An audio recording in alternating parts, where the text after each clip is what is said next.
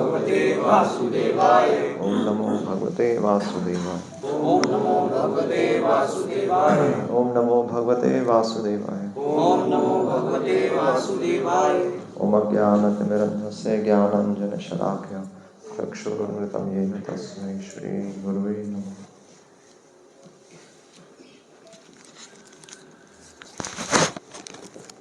श्रीमद् भागवतम प्रथम स्कंद 16वां अध्याय श्लोक संख्या 22। किम शत्रबंधून् कलिना उपसृष्टान् राष्ट्राणि वा तै अवरोपितानि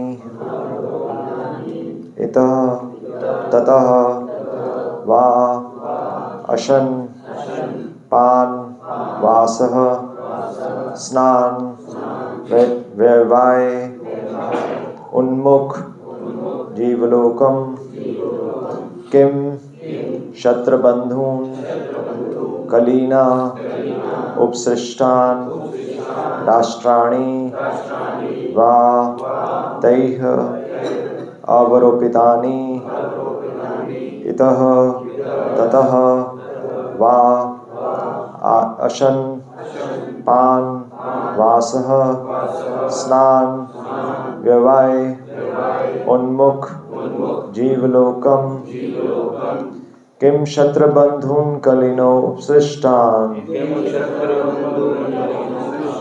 राष्ट्राणि वा तैर अवरोपितानि इतस्ततो वा शनपानवासः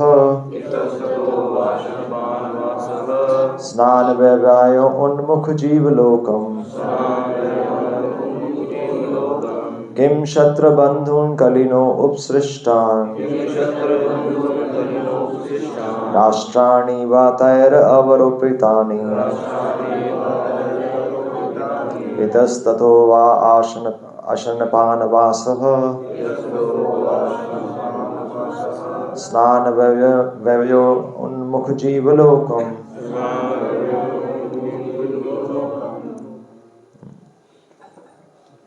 किम क्या शत्रबंधून् अयोग्य प्रशासक कलीना कलयुग के प्रभाव से उपसृष्टा मोहग्रस्त राष्ट्राणी राज्य के मामले वा अथवा तैह उनके द्वारा अवरोपितानि अव्यवस्थित किया गया इतः इधर ततः उधर वा अथवा अशन भोजन ग्रहण करते हुए पान पेय वासः आवास स्नान व्यवाय संभोग उन्मुख प्रवृत्त जीवलोकम मानव समाज।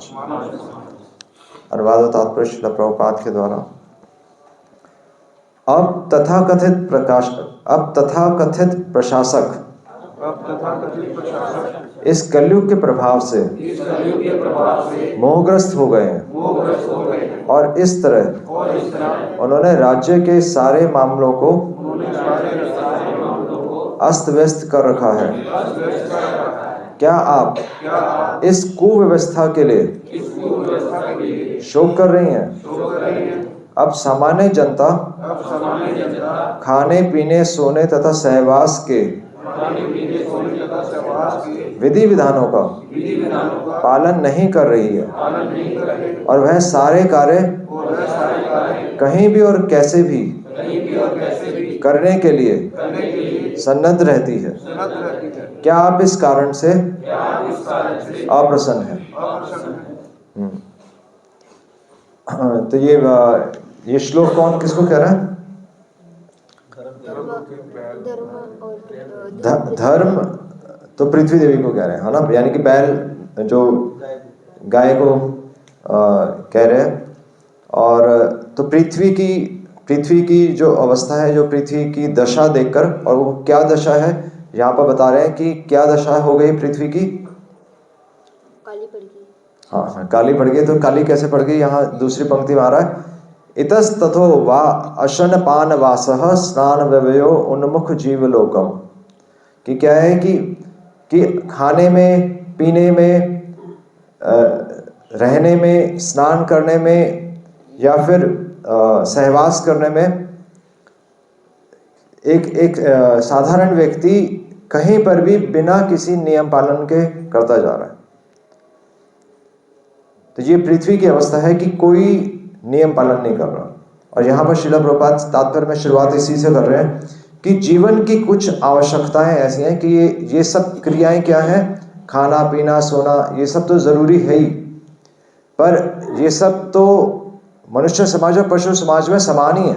खाना पीना सोना और रहना और अपना परिवार चलाना, इसमें कुछ विशेष नहीं है। पर मनुष्य समाज और पशु समाज में एक अंतर है, और वो अंतर क्या है?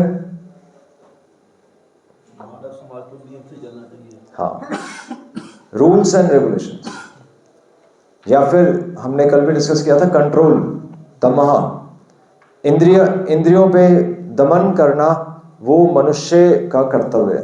इसलिए ये जो शास्त्र है, तो भागवतम भी 5000 साल पहले संकलन की गई है, और उस समय भी अब बता रहे हैं कि धीरे धीरे कलयुग, मतलब ये एक तरह से देखा जाए तो ये फ्यूचर में लिखा, मतलब फ्यूचर के लिए लिखा गया, कलयुग का प्रभाव लिखा गया। उस समय तो कलयुग की शुरुआत थी, उस समय इतना ये सब चीज़ें नहीं थी, पर पहले से बताया गया है कि क्या होने वाला है आगे, कि व्यक्ति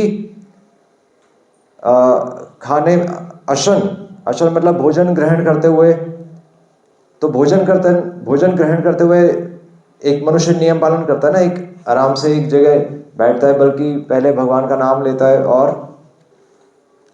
काफ़ी नियम होते हैं कि पहले हाथ धोता है, नहीं एक पशु पहले हाथ नहीं धोता। एक मनुष्य समाज में नियम पालन ही उसको पशु समाज से अलग कर रखता है। मतलब आज मैं आप कहीं पर भी, किसी भी आप अपने आसपास नियर डियर वंस के पास जाएं, तो आप देखेंगे कि वहाँ पर तो बच्चे चिप्स का पैकेट लेते हैं और खाना शुरू कर देते हैं, और बिना हाथ धोए बस वो कपड़े से हाथ पोंछ लेते हैं और फिर चलते रहते हैं। मतलब ये बिल्कुल आम बात हो गई है। मतलब कोई इस पर कोई सभ्यता नहीं है आज मनुष्य समाज में।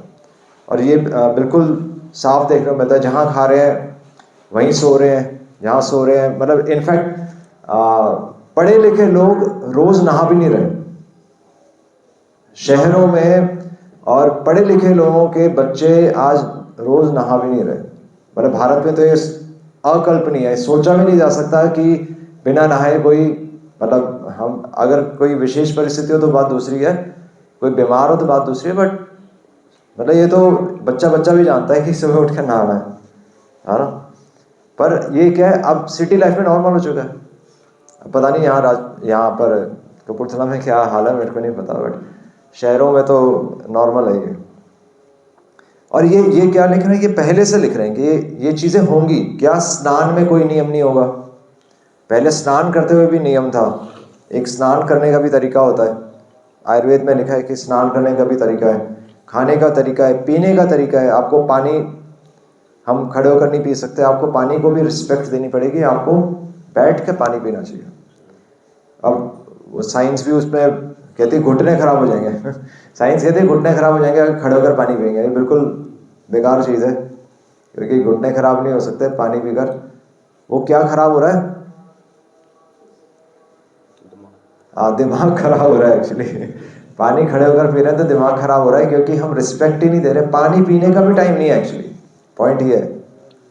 इसलिए शास्त्र में लिखा है पानी तो बैठ कर पी लो भाई। मतलब जिसके लिए भगवान ने मनुष्य शरीर दिया वो तो कम से कम बैठ के पी लो। एक जानवर भी आराम से पानी पीता है, नहीं अगर देखा जाए तो इसलिए खाना पीना रहने में तो मतलब मनुष्य पूरा घर ही बना लेता है, और जानवर कोई घर नहीं बनाता। वो एक कुत्ता होता है, वो थोड़ा जगह साफ करता है, सो जाता है। पर ध्यान से देखा जाए तो अब कलयुग की स्थिति क्या है? अब कलयुग की स्थिति क्या है?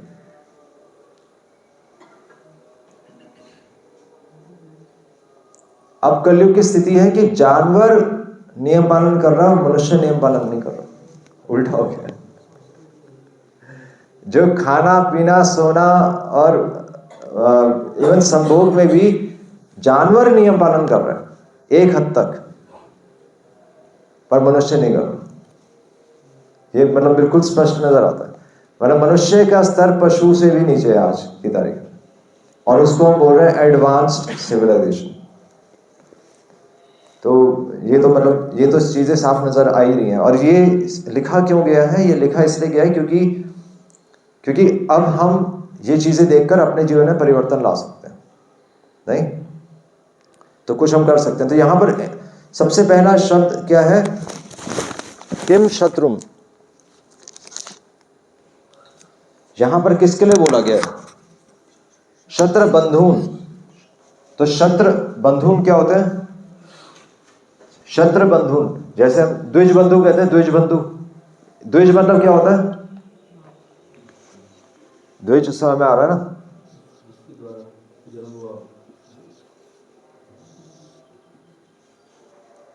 द्विज। द्विज मतलब ट्वाइस बॉर्न, दूसरा जन्म। जिसका दूसरा जन्म हो गया ना, तो हम कहते हैं कि पहला जन्म माता पिता के द्वारा होता है, दूसरा जन्म दीक्षा के बाद होता है। तो ये द्विज हो गया। पर द्विज बंधु क्या हुआ?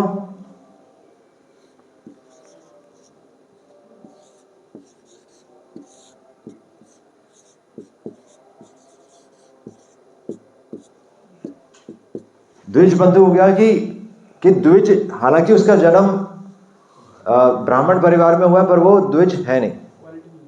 हाँ, उसमें वो गुण नहीं है। तो मतलब ना फॉर नेम सेक, सिर्फ वो दिखाने के लिए है। तो इसी तरह तो यहां पर क्या आ रहा है? शत्रु बंधुन।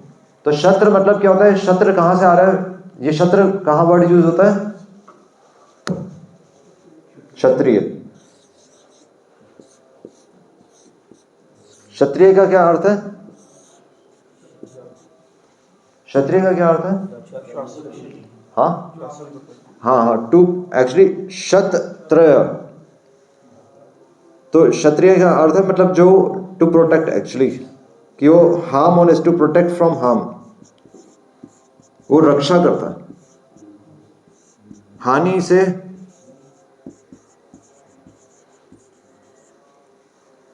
रक्षा।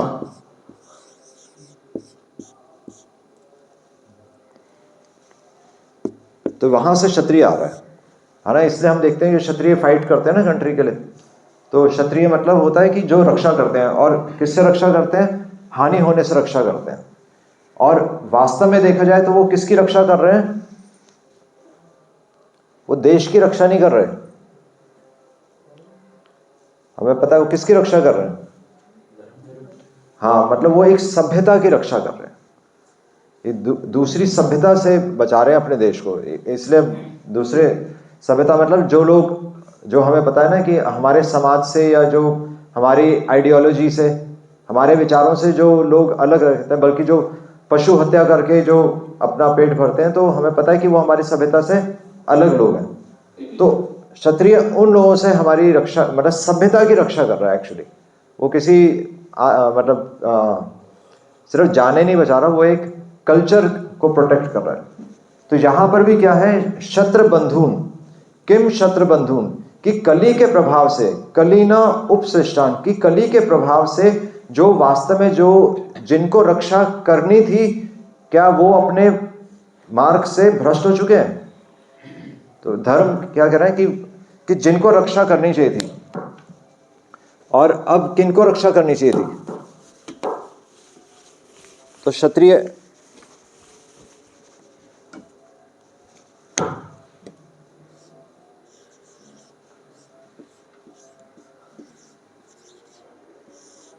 क्षत्रिय यानी कि रक्षा हो गया। तो किनको रक्षा करनी चाहिए थी? तो क्षत्रिय कौन है? यानी कि किसका कर्तव्य है रक्षा करना?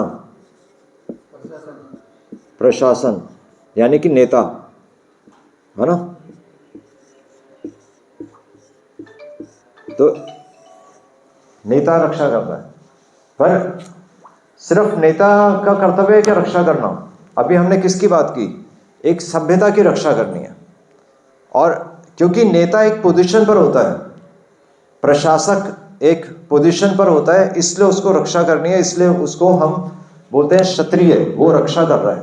पर वास्तव में रक्षा कौन कर रहा है? मतलब वास्तव में क्षत्रिय कौन है? ये सिर्फ नेता नहीं है। और कौन रक्षा करेगा? हाँ, कृष्णा। कृष्णा तो रक्षा करेंगे, वो तो नॉलेज दे रहे हैं। और रक्षा किसको करनी है? ब्राह्मण समाज। ठीक है, हाँ, तो ब्राह्मण समाज, ब्राह्मण एक्चुअली इसके अंदर ये ब्राह्मण मतलब हम एक इंटेलिजेंट पर्सन ही तो रक्षा कर सकता है। तो और कौन आएगा इसमें? जो कमजोर है, नहीं, रक्षा जिसको रक्षा करनी है, सिंपल, माता पिता ही तो करेंगे। एक सभ्यता बाहर है, एक सभ्यता घरों में भी तो है, एक घर दूसरे घर से अलग है ना। तो माता पिता बच्चों की रक्षा करते हैं, और कौन रक्षा करेगा? गुरु, गुरु रक्षा करेगा। और हाँ शास्त्र भी रक्षा करते हैं। हाँ, शास्त्र तो हमें मतलब वो मीडियम है, वो तो शास्त्र, इन सबको शास्त्र ही पढ़ने हैं, मतलब ये सब शास्त्र पढ़कर रक्षा करेंगे। तो गुरु, माता पिता, अध्यापक, टीचर, मतलब इन सब के अंडर कौन है? इन सब के अंडर, इन सब का कर्तव्य है कि समाज की रक्षा करें, अपने अपने समाज की रक्षा करें। इन सब का कर्तव्य है, गुरु, माता पिता, अध्यापक, और कौन? और कोई रोल है? राजा। राजा तो चलो नेता में आ गया, वो राजा लिख भी सकते हैं, नेता या राजा हो गया यहाँ पर। और कौन है? बड़े भाई चलो, बड़ा भाई, बड़ा भाई भी कह सकते हैं, बड़े भाई। और उससे पहले और कोई रोल है जिसको रक्षा करनी चाहिए? बॉस है इसमें।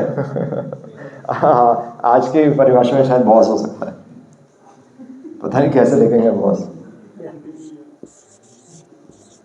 नाम ही बॉस है उसका।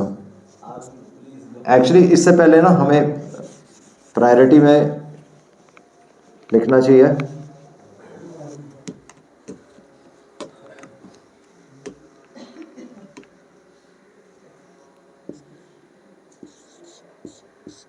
इसको तो भूल ही गए।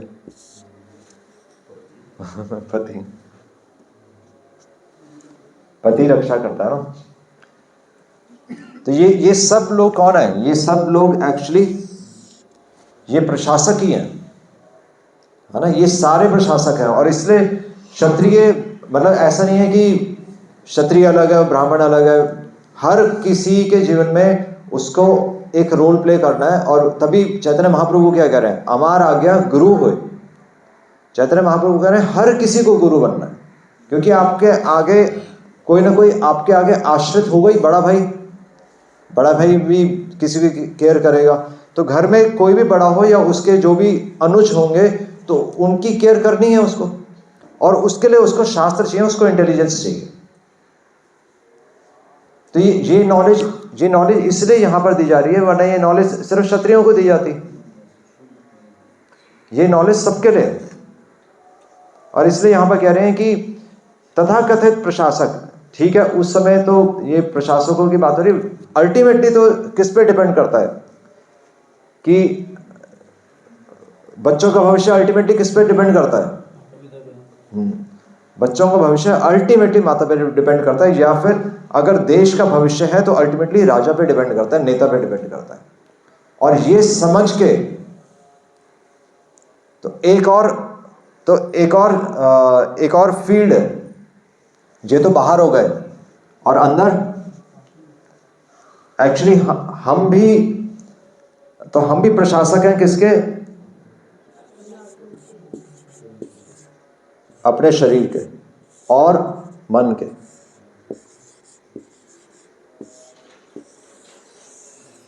अगर हम दूसरों को आश्रय दे रहे हैं तो हमने अपने इंद्रियों को भी तो आश्रय दिया हुआ है। तो हम प्रशासक हैं अपने शरीर के, और इसका मतलब है अपने भविष्य के हम खुद ही रचयिता हैं। इसलिए नॉलेज दी जा रही कि अपने पे काम करना शुरू कर दो। और क्योंकि अपने पे काम क्यों करना है? हम कह सकते हैं कि पढ़कर हम दूसरों को बता सकते हैं, क्योंकि माता पिता अगर खुद नहीं करेंगे तो बच्चा कभी नहीं करेगा। तो कौन सा श्लोक है? एक तो है यद्यद् आचरति श्रेष्ठ, कि अगर श्रेष्ठ लोग, ये सब श्रेष्ठ लोग हैं, ये सब समाज में ये श्रेष्ठ है। श्रेष्ठ है कि नहीं है?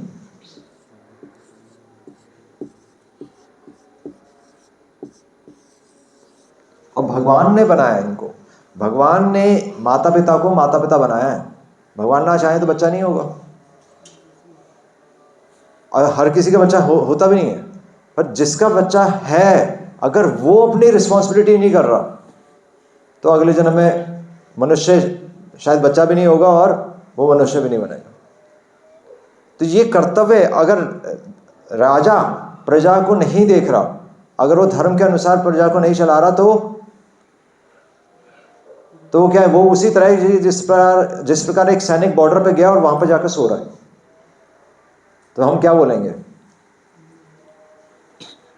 है ना, उसको इमीडिएटली उसको पोस्ट से हटा दिया जाएगा या उसको पनिशमेंट दी जाएगी। और इसलिए हमारे जीवन में पनिशमेंट है। वो क्या है? जन्म मृत्यु जरा व्याधि दुखा दोषानुदर्शनम। ये कहाँ से आ रहे हैं? ये चार दुख कहाँ से आ रहे हैं? जन्म मृत्यु जरा व्याधि, ये वहीं से आ रहे हैं क्योंकि हम अपना कर्तव्य भूल चुके हैं, है ना। और इसलिए बताया गया कि मनुष्य समाज और पशु समाज में एक ही अंतर है कि हमें नियम पालन करना था, और पशु आज की तारीख में मनुष्य से ज्यादा अच्छी तरह नियम पालन कर रहा है। उल्टा हो गया। पशु बिना समय, मतलब जितना जरूरी होता है उतना ही खाता है। मनुष्य का पेट ज्यादा भर जाता है, पशु का कभी ऐसा पेट वो नहीं, वो कंट्रोल में रखता है। और बल्कि पशु सूंघ कर खाता है, मनुष्य सूंघ कर भी नहीं खाता। आने दो जो आ रहा है, आने दो जो आ रहा है। और बल्कि एक बार खा लिया उसके बाद भी वो कहीं जाएगा फिर से खाना शुरू कर देगा। नहीं, हाँ, पशु द्वारा नहीं खाता। और हाँ, पशु द्वारा नहीं खाता, बल्कि तो पशु अपनी जगह साफ करके बैठता है, मनुष्य तो अपना उसका कमरा कभी साफ नहीं होता। मतलब आजकल के बच्चों का कमरा कोई साफ नहीं होता। पशु समय पर सोता है, मनुष्य समय पर नहीं सोता। एक पशु में सिर्फ एक उल्लू है जो कि रात में जगता है, और मनुष्य ने रात में जगना शुरू कर दिया। मतलब मनुष्य इतना डिग्रेड हो चुका है, मतलब इतना पतित हो चुका है कि उसे ये नहीं नजर आ रहा है कि भगवान ने उसे सूरज दिए काम करने के लिए, पर वो लाइट जला के काम कर रहा है। मतलब ये तो हाइट है, मतलब जो कि हमारी बुद्धि इतनी क्षीण हो चुकी है कि हमें यही नहीं नजर आ रहा कि भगवान ने इतना बड़ा सूरज दिया। हम सुबह काम नहीं करेंगे, सुबह सोएंगे, रात में काम करेंगे। सुबह भी लाइट जला के काम करते हैं। सुबह भी लाइट जला के काम करता है। एक्चुअली 4 दीवारें बना दी, अंधेरा कर दिया और अंदर लाइट जला दी। ये कौन सी बुद्धिमत्ता है? बाहर पूरी लाइट है, तो बाहर की लाइट नहीं लेनी। 4 दीवारें बना के हवा नहीं आ रही, एसी ऑन कर दो। तो ये क्या है? ये बुद्धिमत्ता नहीं है। इसलिए बता रहे हैं ये कलयुग का प्रभाव ही यही है। ये कलयुग का प्रभाव है, और ऐसा रहेगा अगर हम शास्त्रों का ज्ञान नहीं लेंगे। और शास्त्रों का ज्ञान लेना भी क्यों है? क्योंकि हमारा कर्तव्य है, हमारे आश्रित हैं। हमारे आश्रित आगे बच्चों को क्या बताएंगे? जब हमारे जीवन में ये चीजें नहीं होंगी तो फिर हम आगे बच्चों क्या। और एक्चुअली अगर ध्यान से देखा जाए तो नियम पालन क्या है? नियम पालन क्या है? हमें लग सकता है कि नियम पालन है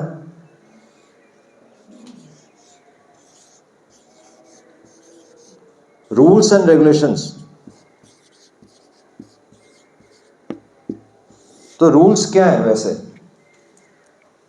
या फिर हम बोलते हैं जैसे हमें सुबह जल्दी उठना है, या ऑफर करके खाना है भगवान को, तो ये सब क्या है? हम कहते हैं हम नहीं मानते, पर ध्यान से देखा है रूल्स एंड रेगुलेशंस क्या है? स्वाभाविक चीजें। हाँ, एक तो स्वाभाविक है, और हाँ वैसे तो देखा जाए तो मतलब नियम पालन, जानवरों को कोई नियम मतलब कोई पढ़ाता है? जानवरों ने कभी कोई स्कूल गया है? कोई जानवर में देखा है किसी ने जानवरों का स्कूल है? देखा है? ये कहाँ से देखिए हाँ इनका आज को तो ट्रेनिंग सेंटर बन गए पशुओं के लिए। नहीं, वैसे तो पशुओं को ट्रेन किया जाता है, पर आप देखें जानवर को कभी ट्रेन, जानवर के लिए कोई अलग से स्कूल है, पर जानवरों को सारे नियम पता है? नहीं, उनको सारे नियम पता है। आप देखिए सीजन चेंज होता है तो उनका बिहेवियर चेंज हो जाता है। वो भी कभी मनुष्य थे कभी वो अच्छा, ये भी एक एक्सप्लेनेशन है कि पिछले जन्म से आ रहा है। ये बात भी सही है, पर तो ये बात आंसर बिल्कुल सही था कि नियम पालन बिल्कुल स्वाभाविक चीज है कि पेट भर गया है तो क्यों खाना है? नहीं, बिल्कुल स्वाभाविक है कि रात हो गई सो जाओ गई। बिल्कुल स्वाभाविक है कि हमें खाना कौन दे रहा है? भगवान दे रहे हैं। तो भाई उनसे पूछ तो लो, वो भगवान को भोग लगाना हो गया। मतलब हमने हर चीज का नाम दे दिया, पर वो चीज बिल्कुल स्वाभाविक थी। अब हम कहते हैं कि भगवान के आगे प्रणाम करना चाहिए। अब बच्चे को सिखाया जा रहा है कि माता पिता को प्रणाम करो, तो ये स्वाभाविक होना चाहिए ना। ये तो वो भी बताना पड़ रहा है कि जाकर भाई पैर छू लो, और पैर भी क्यों छूना है वो भी नहीं पता। आज का वो दूर से ही पाए लोगों, प्यार में भी लगते घुटनों में घुटनों पे ही हो तो कमर में दर्द हो जाएगा। और हाँ तो इसलिए नियम पालन नहीं है। नियम पालन तो बिल्कुल स्वाभाविक चीज है। सुबह उठना, सुबह उठकर नहाना, भगवान को भोग लगाना, ये बिल्कुल स्वाभाविक चीजें हैं कि जो हमें दे रहा है तो उसका गुणगान तो करें। और जो हमें करने से रोक रहा है वो तो पशु से भी नीचे है। समझ सकते हैं कि कहां तक हमारा समाज जा चुका है। तो ये इसलिए नियम पालन कोई बहुत बड़ी चीज नहीं है, ये तो पशु भी कर रहा है। आज की तारीख में पशु नियम पालन कर रहा है, हम नियम पालन नहीं कर रहे। तो ये हमें समझना है। इसलिए ये समझ के ये भगवान ने, और इसलिए ये नियम पालन अल्टीमेटली देखा जाए तो नियम पालन क्या है? अल्टीमेटली नियम पालन है कि हम भगवान को आदर दे रहे हैं, रिस्पेक्ट है। ये रिस्पेक्ट ही तो है कि हम सुबह उठकर आए यहाँ पर, भगवान को आदर दे रहे हैं। नहीं तो माता पिता पहले उठ रहे हैं, बच्चा 12 बजे उठ रहा है, तो वो क्या है? वो डिसरिस्पेक्ट है, वो अनादर है माता पिता का। एक अध्यापक स्कूल में पहले पहुंच रहा है, बच्चा लेट पहुंच रहा है, तो वो निरादर है उस अध्यापक का।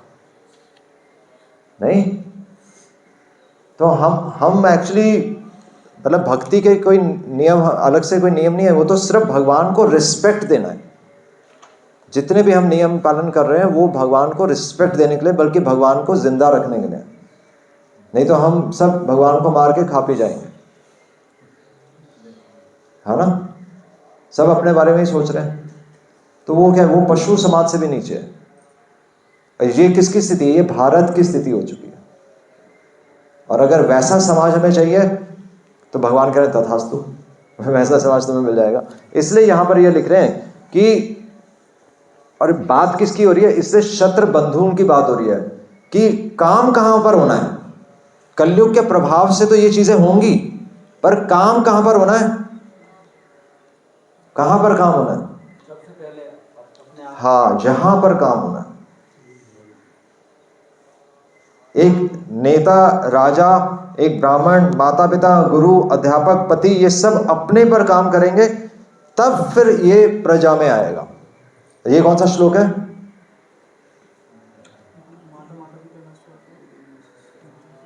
नहीं वो हाँ, एक तो है कि माता माता नहीं है, पिता पिता नहीं है, अगर वो अपने आश्रित जो उनके आश्रित है उनको जन्म मृत्यु से निकलने का ज्ञान नहीं दे रहे।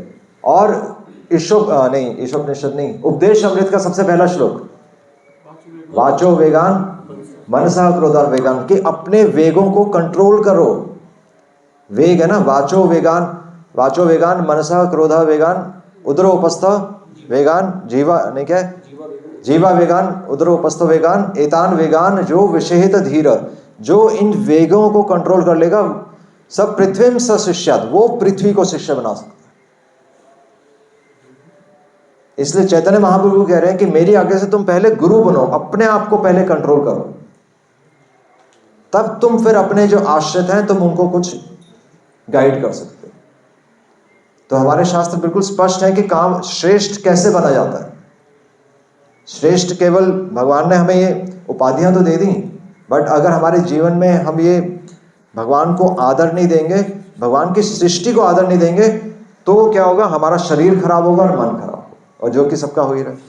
माइंड सबका डिस्टर्ब्ड है और शरीर में बीमारियां। शरीर में बीमारी का एक ही मतलब है कि हमने भगवान की बात नहीं सुनी है, डिसरिस्पेक्ट किया है हमने भगवान के शरीर को, इसलिए बीमारी है। आप देख लीजिए, आंखें खराब क्यों होती है? क्योंकि सही से बैठ के पढ़ते ही नहीं है। पेट खराब क्यों होता है? क्योंकि सही से खा नहीं रहे, है ना। कमर में दर्द क्यों है? क्योंकि सही से बैठ नहीं रहे। तो बीमारी मतलब यही है कि हम भगवान का निरादर कर रहे हैं। तो कहीं अगर किसी को भी कैसी भी बीमारी आ रही है तो यानी कि हमने भगवान की वस्तु का निरादर किया है। और आप देखेंगे, आप आदर करने लगेंगे तो फिर बीमारी ठीक हो जाती है, और फिर बीमारी वापस आ जाती है क्योंकि फिर हम भूल जाते हैं। तो यही सब चलता रहता है। पर एक इंटेलिजेंट पर्सन इससे सीख कर अल्टीमेटली वो भगवान का वास्तव में आदर कर सकता है, और अपने जो मनुष्य जीवन को वो फिर एक मनुष्य की तरह जी सकता है, पशु की तरह नहीं। तो बस ये श्लोक में, इस श्लोक में ये बता रहे थे। शत्रु बंधुन, हमें शत्रु बंधुन नहीं बनना, हमें वास्तव में रक्षा करनी है। किसकी रक्षा करनी है? किसकी रक्षा करनी है? अपने से छोटे की, अपने वेगों से बचाना है। एक्चुअली हमें भगवान की रक्षा करनी है। ये भगवान ही मर चुके हैं, गॉड इज डेड। भगवान को जिंदा करना है वापस। ये अपने जीवन में पालन करेंगे तभी तो भगवान जिंदा रहेंगे। आप तिलक लगा के घूमेंगे तभी तो कोई पूछेगा आपने तिलक क्यों लगाया हुआ है।